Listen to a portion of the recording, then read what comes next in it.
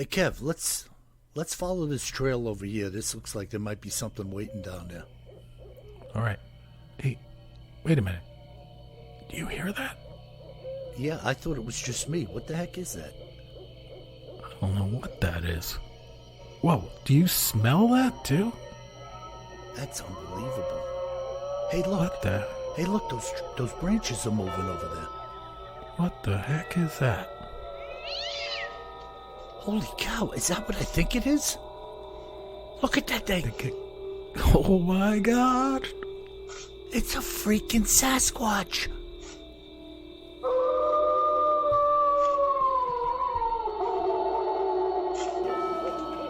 Welcome to the Bigfoot Terror in the Woods Sightings Encounters podcast. I am your host, W.J. Sheehan, author of the series of books, Bigfoot Terror in the Woods Sightings and Encounters. 12 volumes available in paperback and ebook as well as Audible format. And as you know, the Bigfoot Northeast edition was released in paperback and Kindle the last time we spoke or met. Actually, it was 2 podcasts ago. And may I request the royal trumpets? Sounded like the Royal Kazoo Corps. That's the best I got. And finally, the Bigfoot Northeast edition is now available at Audible as well. Damn those trumpeters. And those silly tights. What about the pointy shoes? And pointy shoes with a bell on the tip. Wait a second, you're not trumpeters, you're jesters. Well, Maybe. As you know, my brother KJ is coming in. Kev, how are you? I'm doing great. How about you, Bill? Good. Yeah, I'm just happy that 1 down, 6 to go. Yeah. With those. By the way, speaking of 1 down, how did you guys make out in Debbie the Storm up your way? It was really a non-event. Okay. I mean, we had one day where it was cloudy and blustery all day, and we had a little rain that night and whatnot, but nothing intense, nothing crazy. I had a couple of potted plants got knocked over on the deck, and everything kind of went inland, Kev, where you were located. Yes. Yes. I was, Bill knows I was racing a sailboat this week up in New Jersey. Yeah. On Barnegat Bay, and it was blowing the dog off the chain up on Barnegat Bay all week. And by the way, Bill, on the way out there, I had to drive across, for the first time, that big, vast pine barrens, or whatever they call it. I forget what they call it in New Jersey. Right. The home of the Jersey Devil sightings. Uh-huh. And I'll tell you what, it is dark out there, and there ain't much around, so... It's a huge expanse of real estate. Yeah, I mean, about an hour and a half across it at 70 miles an hour or so. Yeah, that's a big piece. So, I mean, I hadn't been there before, and I was like, oh, this is the home of the Jersey Devil. Yeah, unbelievable. So there you have it at 70 miles an hour, 70 miles. And unless anyone out there is in law enforcement, then I was actually doing 55. Yeah.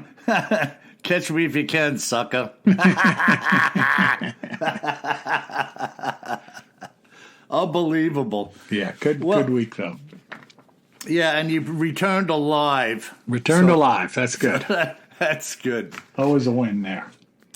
By the way, Kev, some of the listeners may be interested. Little Eddie is leaving today to go down to Florida Tech to begin his flight training career. Awesome. Good deal. So, yeah, he's going to start off with private pilot, of course, instrument, then instructor rating, and he'll be able to instruct while continuing education and actually knocking down a little salary over there. as an instructor while he's accruing necessary hours to move into the airline commercial industry. Very cool. Should we assume that he's flying his own private aircraft down there? Yeah, if his private aircraft is owned by Southwest, I would say. I guess that would be truly the cart before the horse. Yeah, so I'm going to miss the little bugger. I've had him running around the yard helping me doing things, and now he's off to the races. So what are you going to do? This is life, you know? That's it. He'll be back. He'll be back. He's my helper. He's been, I know we could use a buck here and there, so I have him come over and do a little, little labor in the yard, Yeah, but excuse me, Bill, you can't just pay him in autographed books. He doesn't even have one. I know the feeling. If you want the autographed book, little Eddie, you're gonna have to give me 2 days labor on the rock pile. Oh boy, I think I swallowed a bug there. Oh my goodness! So, what do we got, Kevin? Our cryptids in the news and other oddities segment today. Well, today we are going to one of my favorite realms. Oh, no. No, we're going to the sky. I'm going to talk about an old UFO sighting. Interesting, yeah. And this one is known as the Exeter event. Mm-hmm. And I think you know about this one. It's from New Hampshire, right? Exeter, New Hampshire? Right. Exeter, New Hampshire. Mm-hmm. Or the incident at Exeter, as they call it. Uh-huh. And Exeter is down in southeastern New Hampshire, just kind of inland, maybe a little southwest of Portsmouth. Okay. The only oceanside part of New Hampshire, that little bit on the right lower corner. And this happened on September 3rd in 1965. Yeah, that's a good while ago. Yeah, 59 years ago. Wow. And but it's really an interesting UFO sighting event that's very well documented and includes a local Air Force base and some police officers that were also witnesses and came out on record about it. Mm-hmm. So it's pretty cool. Yeah, and it's a shame that going back that far with such evidence that it, like many other things, was just swept aside. People were like, I saw it, I know what it, and it just get brushed aside. There are no UFOs, You're right.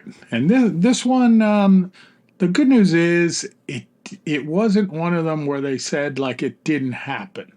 Mm-hmm. You'll hear in the end that they did come out and say, this was indeed a unidentified flying object, what they used to call them before they called them UAPs, or unidentified aerial phenomena. Yeah, like there's a big difference that you need a change of labeling. Hey, we got to stay a little bit ahead of everybody. Otherwise, what would we be spending your tax dollars on? Change your name on all that stationery. UAP. So the details I'm going to provide here come from various news articles, recent ones and ones from back in the day. But it's pretty interesting. So there's a series of sightings. One of the people that saw it was a teenage Navy recruit walking down the country highway in Exeter. And he said that suddenly a huge object loomed above him. And he threw himself to the ground because he thought he was going to get hit by it. Wow. Yeah. And he huddled against a stone wall. Oh, my God. Yeah. I can't imagine being in this guy's shoes. Because No. So, it gets better. So, and this gentleman, his name was Norman Muscarello. And he came to the police station after this happened to, tell the local Exeter police, a couple of police officers, Eugene Bertrand and David Hunt, and Reginald Scratch is his nickname, Toland. Okay. All right. So this kid comes in, naval recruit, kid, teenager, comes in, and he's obviously shaken, the blood's drained from his face, and he gives them the report of what happened. Yeah, and obviously, Kev, most people would have just gone home shaken. But he felt it was of such importance that he needed to go to the police. Right. And So it gets better. Go ahead. It gets better. So one of the officers, Bertrand, who was there taking down the notes from Norman Muscarello, this naval recruit, he, earlier in the night, he came upon a lone woman parked on the side of Route 101 near an overpass 2 miles outside of Exeter. She said a huge, silent, red, and brilliantly glowing airborne object had chased her from the town of Epping, about 12 miles away. Chased her. Chased her. Oh, my God. And she said it had only been a few feet from her car before it departed at tremendous speed and disappeared. Can you imagine, Kev, driving down the highway and suddenly some gigantic glowing object is alongside of you and pacing you? Yeah. Oh, my God. And a woman, no less, you know? Yep. Oh. So Bertrand's there on the scene, and he doesn't see anything except a bright star up in the sky, and sends the woman home basically. Uh-huh. So this teen, Muscarello, they take him out to the site, take the police officers out to the site where he'd seen the craft. And after sitting in the parked police cruiser for several minutes, Bertrand radioed the dispatcher to say that they saw nothing unusual. Okay. Bertrand was instructed to check out the field before heading back, so he proceeded to do so with Muscarello. Horses in the nearby barn began to kick and whinny. Dogs in the neighborhood nearby began to howl. Muscarello shouted, "Look out, here it comes." And they watched as something luminous rose from behind tall evergreens. The aircraft, about 100 feet away, silently sped so close to Bertrand that he dropped to the ground and drew his service weapon. So again, this thing is like strafing people. Yes. Cars, individuals. I've never heard of such a thing before as a UFO strafing people at ground level. I know. Super interesting. And again, it's police officers that are on duty. Yeah. So, Wow. Bertrand says there was a huge dark object as big as that barn over there with red flashing lights on it. It barely cleared that tree right there, and it was moving back and forth. It seemed to tilt and come right at us. Norman told me later that I was yelling, "Shoot it! Shoot it!" I did drop on one knee and drew my service revolver, but I didn't shoot. Wow. So Bertrand dragged Muscarello, who was frozen with fear, so this is his second sighting of the night, Right. back to the police car. Wow. Yeah. And this thing is like repeatedly coming. It's almost like he knows Muscarello is there, but that doesn't account for the woman on the highway who had it Nope. flanking her. Nope. Wow. So from the car, the men said that they saw no tail, no wings, and heard no sound. So it wasn't a traditional aircraft. Mm-hmm. And that comes into play in a minute here. Already en route, Hunt, another one of the police officers, arrived within minutes and saw the UFO as it floated, wobbled, and did things that no plane could do before it darted away toward Hampton, New Hampshire. Wow. They returned to the station to write up their report. So, and then Toland, another one of the officers there, received a call shortly after from a Hampton telephone operator who said that a distressed motorist attempted to contact the police from a payphone. He yelled at the operator, saying he was being chased by a flying saucer that came right at him and that it was still out there. He was then disconnected. Wow, disconnected. Can you believe this? I just can't. It's just, this thing is just like flying around the countryside looking for the next person to attack. And everyone is seeing it. Yeah, everybody. Yeah. And folks, I know there's a lot of people listening, a lot of listeners who have never experienced phone booths. But, it used to be that you'd have a booth once in a while, and I would imagine, like up in this area of New Hampshire, phone booths were few and far between. But typically, if they were in a darkened area, there would be a little fluorescent light on the top of the inside of the booth that would illuminate it in, like, on a dark corner or parking lot, wherever you might find it. And I'm visualizing this person just in a frantic rage trying to feed coins into the phone under this fluorescent light in the dark, waiting for the next attack from this UFO. Yeah. I mean, it's absolutely frightening. Wow. Yeah. Go Crazy. ahead. So, they, in the Hampton Police Department's blotter entry for the night reads that September 3rd, 1965, Exeter Police Department reports unidentified flying object in that area. Units 2, 4, and Peace Air Force alerted. And at 3:17 a.m., received a call from Exeter operator, and Officer Toland advised that a male subject called and asked for police department, further stating that call was that a large unidentified flying object, but the call was cut off. So this is the guy calling from the phone booth. So nothing happened to this guy. I mean, they didn't find a phone booth that was smashed and a man in it or anything. No. So this stuff was all reported to the member of the Project Blue Book. Yeah. So they say here that the official report to Project Blue Book actually came from the Director of Administrative Services of the Peace Air Force Base in Portsmouth, New Hampshire, and concluded with this paragraph by the investigator. At this time, have been unable to arrive at a probable cause of this sighting. The 3 observers seem to be stable, reliable persons, especially the 2 patrolmen. I viewed the area and found nothing in the area that could be probable cause.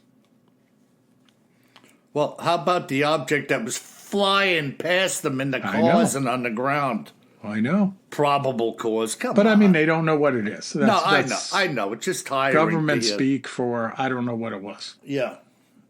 And then the state director of Mutual Unidentified Flying Objects back then said the police officers involved put their careers on the line.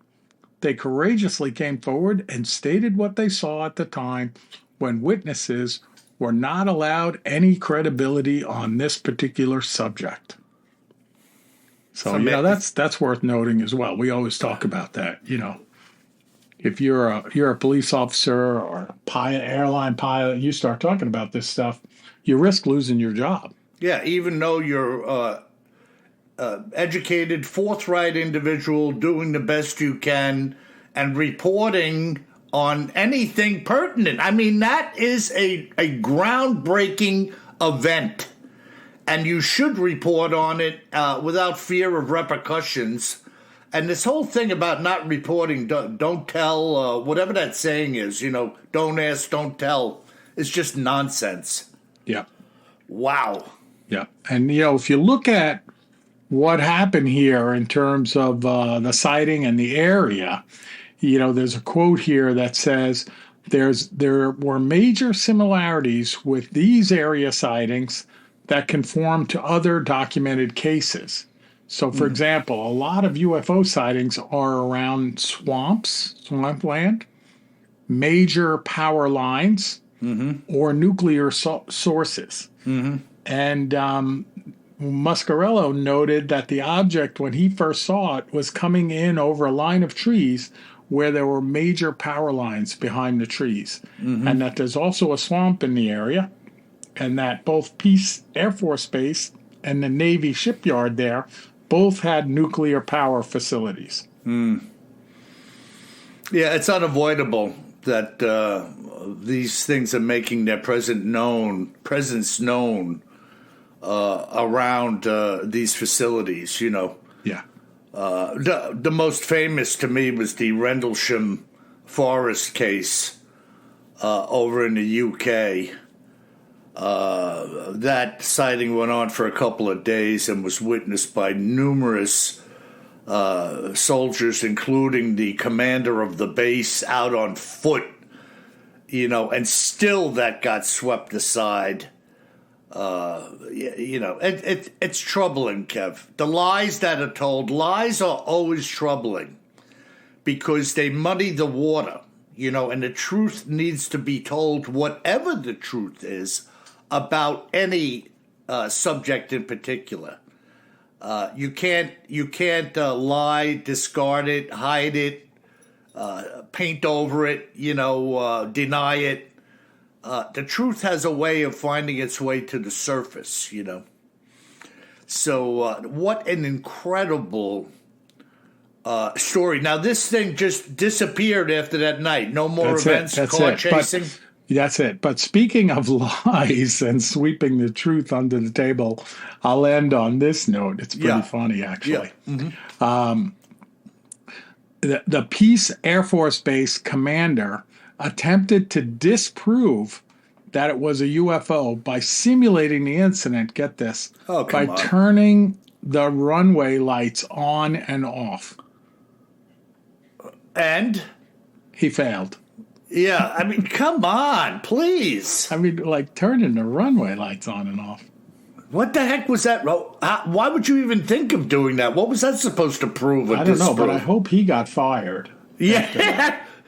Oh, my God. If your judgment thinks that this could be that, you shouldn't be running Air Force Base. Yeah, well, if you couldn't get a job, you join the Air Force. I don't know.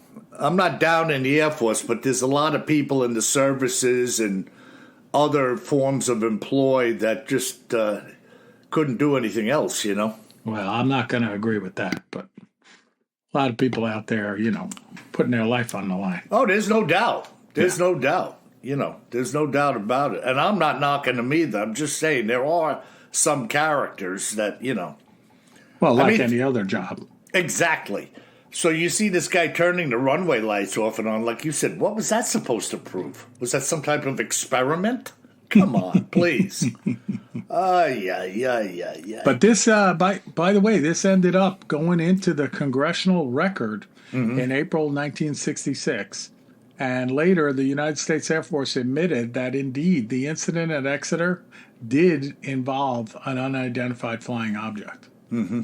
So pretty cool. I mean, I can't believe we haven't covered that one yet, but it's a good one. Yeah, and it's a shame that we need, once again, Kev, the powers that be act like we need their approval, their okay on what we experience. Yeah. Is it all right with you that I'm reporting on a speeding, glowing red object flanking me in my car trying to hit me? You don't mind that I tell you about that, do you?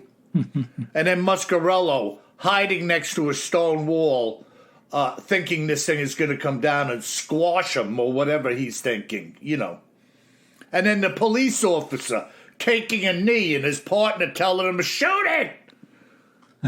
Like nobody knows what they're looking at. It's let's turn the runway lights off and on and come on, please.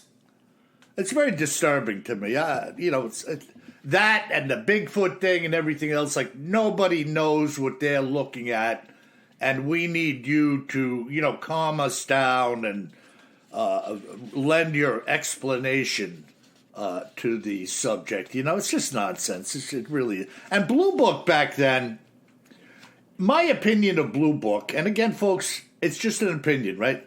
I think they had two sets of books going on there. One that was maybe somewhat known by not the masses, but more people than less. And then there was a private set of books that, for your eyes only, that certain individuals were scanning and keeping track of that was telling a completely different story, you know? Oh, yeah. Well, back then, too, Bill, they were very concerned with frightening the public. Yeah. You know, I mean, this is during the height of the Cold War, and they didn't want everyone to go into a panic, over any of the information. I mean, maybe they could have been more forthright at times, but at the same time, part of their mission was to not terrify everyone. Yeah, yeah. Especially if they didn't have an answer as to what it was. Yeah, until they had more information. But you see, this has gone on for too long. Yeah. We only recently, as we spoke about on this podcast, and by the way, folks, this is Bigfoot Terror in the Woods, but in our section, Cryptids in the News and Other Oddities, we talk about or expose some pretty strange goings-on, as you will learn. Yeah. And this is one of them. So now they've decided to show us a little bit of stuff. With the UAP and the naval film from the aircraft and, the famous Tic Tac video now. And why all of a sudden? Although we've been clamoring for that, people in the UFO community have been clamoring for people to come forward with the truth. So they give you a little bite, and then what? And stop your clamoring, for goodness sake. Yeah, stop clamoring. It's hard to record a podcast with all that clamoring going on. Yeah, and eat with your mouth shut. Sit up straight. All right, Bill, what kind of account do you have for us this week? Well, this is pretty bizarre, and for all of you fishing buffs out there, especially down in the Southland where a lot of this activity goes on, it shows you once again that a Bigfoot encounter can happen just about anywhere you can imagine it. And this sighting was told to me by a fellow named Angelo Marone, a resident of the state of Florida. And this is what Angelo both saw and experienced in 2017 while bass fishing. As I begin, Bill, the most incredible thing about this whole ordeal is that I saw one of these things. Before this day, I hadn't so much as given this creature the nod as being a reality. Surely I had heard about it, but to be honest with you, I thought that it was all a bunch of bunk. But that mindset was about to change, and abruptly. I was on the Pro Bass fishing tour, and as such, we covered quite a few bodies of water around the southern U.S. I promised the chase boat that I wouldn't mention what lake we were on because they frankly didn't want anything to be known about them having seen the beast as well. So here we go, right? Yep. Hey, don't include me in that. Do what you want, but keep me out of this. I was not there. Yeah. In total, 3 guys saw what I'm about to describe to you. It was day 2 of this tournament, and we had gotten an early start on the day, as is the case every day. I had about a 15-mile run to get into a cut on this lake where I had had previous success landing some hefty lunkers. At this point, I was way behind in the hunt for any money. But you keep fishing nonetheless. By the time I reached this cut, it was about 7 or so in the morning. I throttled the engine way back and entered the cut, killing the motor altogether, and made my way onto the bow platform, dropping the electric into the water. My view from the bow was that of looking down a winding tunnel of trees meandering left and right going into the cut. The water was so covered with a skim coating of algae, and here and there, the water was covered with a skim coating of algae, and here and there was a tree that had fallen from the sides into the water, which formed somewhat of an obstacle course for me as I navigated this canal. I was tossing a jigging pig.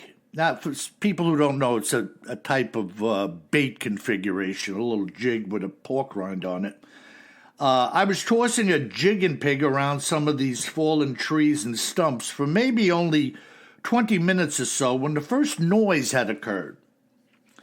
It was dead quiet, with the only noise being my jig hitting the surface and the soft sound of my retrieval as the reel spun, bringing the line back to the boat.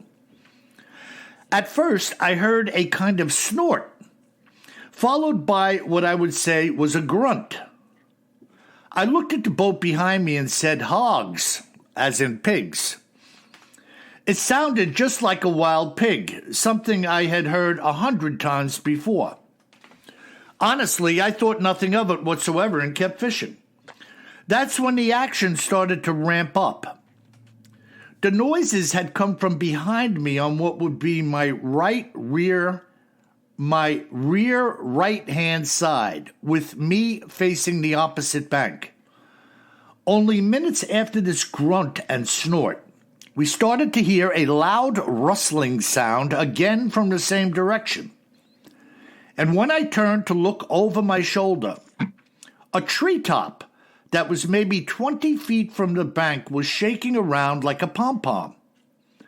So thick is the undergrowth along these waterways that the only thing anyone could see would be the top of a tree.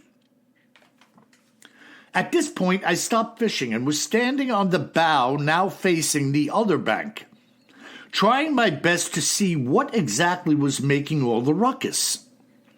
I had never seen or known of a hog having the ability to shake a tree. And believe me when I tell you, this tree was shaking, and it was the only one. Without warning, the shaking stopped, and it became silent. No birds, no sounds, no nothing, and we weren't saying a word. Our eyes were pinned, looking straight into the woods for any sign of life, and nothing. The odd thing being, for 5 minutes or so, I heard nothing leaving the area. My thoughts were that I had gotten a jump on something coming in quietly, and now it was just sitting tight until we left the area. Well, that thought was about to be proven wrong. Some rustling started up, and it was something moving back and forth in the brush, doing nothing to keep quiet about its movements. At this point, I was really confused. First the grunt and the snort, followed by the tree shaking. Something a hog couldn't do, and now this. Whatever this was sounded heavy. I have no way of quantifying that other than I had a feeling that it was big. The sheer amount of noise, cracking and thrashing about just sounded large, if that makes any sense at all. And obviously at this point, fishing was not happening until this situation resolved itself. Now, I wait for the boat behind me to start easing out of the canal while I started negotiating a tight turn about myself. It being a rather narrow area we were moving through at the point. Whatever had been moving near to us could now be heard moving back out, flanking us as we were now exiting the canal. The boat that had been behind me was now ahead of me, when suddenly the guy shouts, "What the heck?" At the same time he shouted, I saw the bushes parting along the left side of his boat, and the upper half of a huge hair-covered body was leaning out of them. Immediately, I knew it was a Bigfoot, and I was convinced in an instant that it could more than likely either leap onto the boat or move right into the water and attack us. It was huge and obvious to me at the time, not afraid of us or anything we might be able to do. It momentarily stepped back out of view and started grunting like what I would describe as an angry gorilla. We had nothing on the boats for self-defense. After all, we were bass fishing. All I had was a small kind of buck knife, and let me flip this over, and a little toolbox. Then the bushes parted again. The beast leaned out in what appeared to me to be a very aggressive posture. I was saying to myself it was going to leap at the boat because that's what I felt at the time, and just that quickly, it ducked back into the woods, and we heard it moving away back into the trees. Well, we couldn't get out of there fast enough. The electrics were screaming until we had enough water to start the engines, which we did. As soon as we had cleared the canal into the lake, we idled down to bring our boats alongside each other. The creature, even in a hunched-over position, had to be 7 feet tall. Picture the body mass of a mature bull standing on its hind legs in front of you. My guess is well over 1,000 pounds as being its weight. I had fished this lake dozens of times and had been in this same cut many times before. I had never seen anything before this event, nor had I ever heard any other fishermen speak of any encounters they had with the beast. What freaked me out was that I knew if you got about a mile back through the trees it had been in, that there was a school and a large community of homes and businesses. Was it exclusively hiding in the woods or actively moving among the homes and people? I have no idea. But if it was and is, God help them. What do you think of that, Kev? Holy moly. That's interesting that, here's this at least 7 foot tall beast and that close to a residential community. Yeah, and, he made that point, right? Thinking about the people, but it's not the first time. No. You remember a while ago you were doing a report about that person that was at the gym and saw the Bigfoot by the dumpster? Yeah. They came out to the car at 10 o'clock at night. Yeah. I think that was in Ohio. Yeah, coming around the parking lot, looking around. Good point. I mean, these things, we like to think, they're back in the woods. They're not going to bother anyone. No, nonsense. Anything can do whatever it wants anywhere, and especially if there's no fear involved, Yeah, I mean, look, when I came to visit you a few weeks ago, I saw one in your front yard, but it did turn out to be made out of plywood. Yeah, and that Bigfoot happens to be flat. Not much body mass to it. How about that lady? I'm thinking about that lady now when we talk about communities being near to a sighting, businesses. Remember that lady who was having her doorknob rattling, and she had a 357 in her night table drawer or whatever, and then that one night she pulled the blinds open when the doorknob was rattling, and she couldn't see her picnic set on the patio. Yep. And then, literally all hell broke loose when she started squeezing the trigger and the pieces started flying. Yeah. I'll give her credit, for using the gun, man. Well, we'll talk about it later. Right now, it's defense time. Whoops. So that's bizarro, huh? I mean, just that easy. The guy's in this little canal, this cut off of this huge lake. He doesn't name the lake, but it's quite a few big ones down there. Yep. And, fishing away in the silence of the morning, throwing his jigging pig. And all of a sudden this activity starts and it ramps up, Yep. 100%. And the description, I've heard that at least a couple of times, a bull on its hind leg. Like only somebody who was familiar with the farming community, cattle industry would relate to that kind of thing. The upper body and overall mass. You're trying to nail down how big is this thing, Yep. Just a monster. So that's it, bro. Very good. Great account, Bill. Yeah. So what do we have in our listener mail today? As usual, we have some great listener mail. This one comes in from Dennis. And he says, I've listened to all of your podcasts, and I've heard several stories about people that hear Bigfoot making noises and that their communication has been described as a gibberish or almost like Chinese language.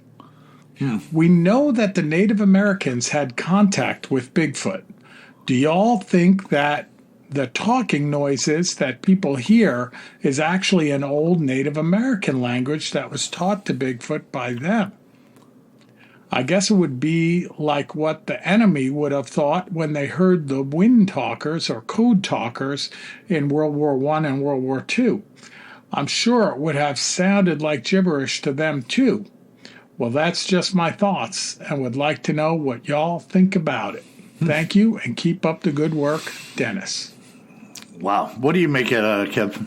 I don't think so. I can't see. I like the idea. I can't see the early Native Americans having a little sit-down language class with Bigfoot. Yeah. I mean, hey, Scruffy in the back, pay attention.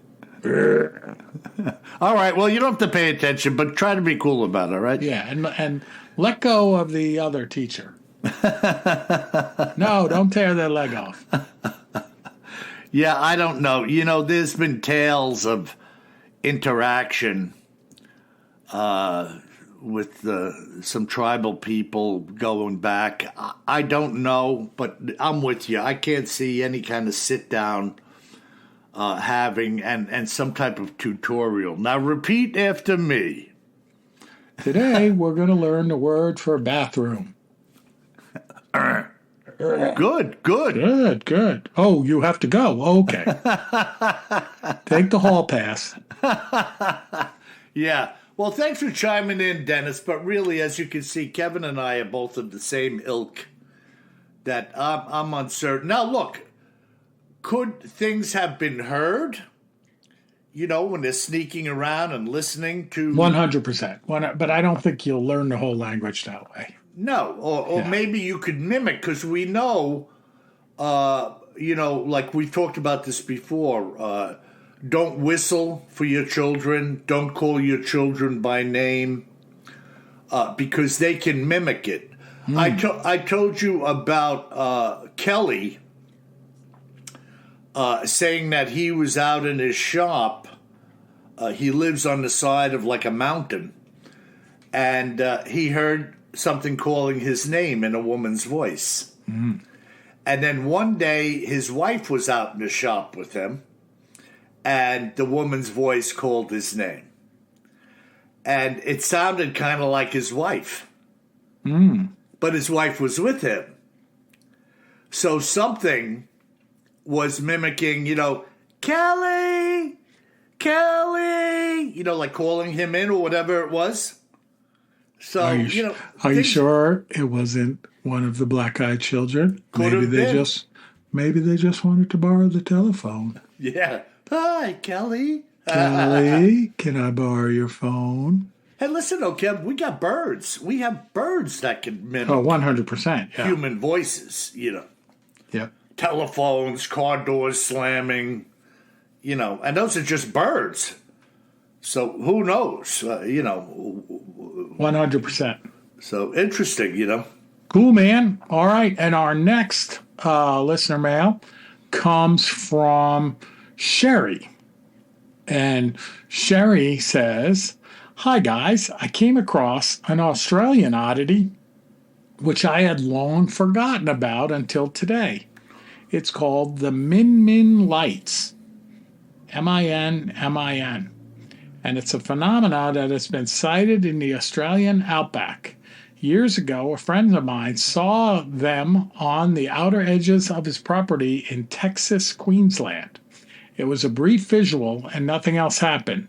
Just thought it might be an idea for KJ's Oddity segment. Keep up the great work." The Min Min Lights. Yeah, I'm gonna put it on the list. I never heard of it before. No, neither have I. But that doesn't mean it's not happening. Obviously, she took the time to call in and let us know. By the way, folks, just like she did, if you got something to say or offer or contribute, BigfootTerrorInTheWoods.com.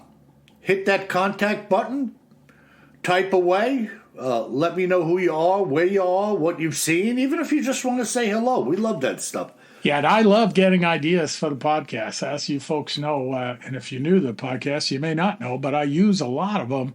We're 260 episodes in, so it's good to get new ideas of cryptids and other oddities. Yeah, and there's a lot of strangeness going on out there.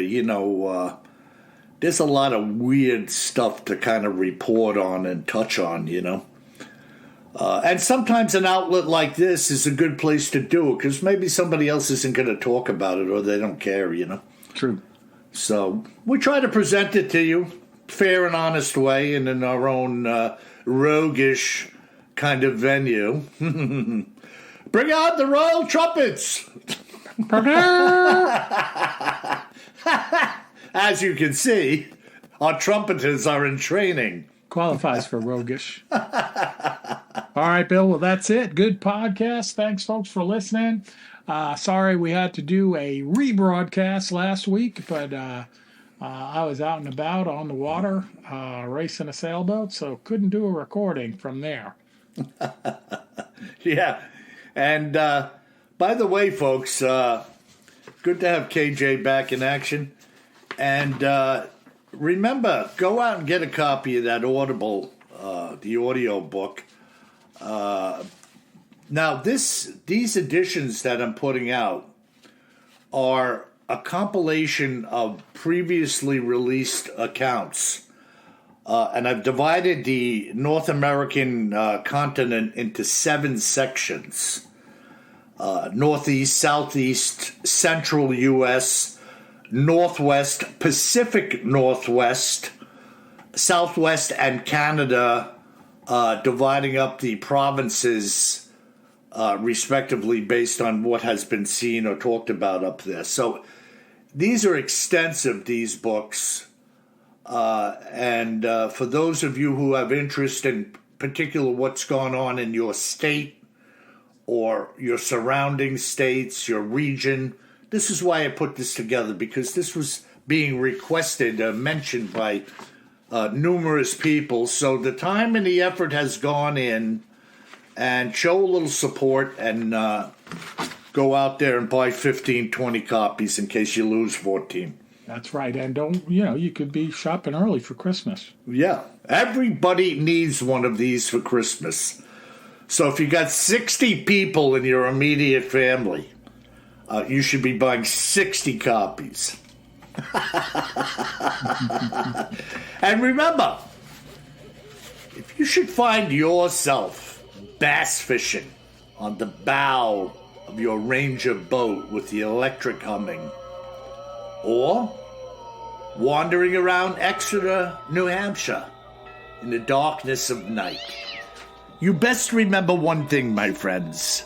Always carry more gun than you think you're going to need. Sleep tight.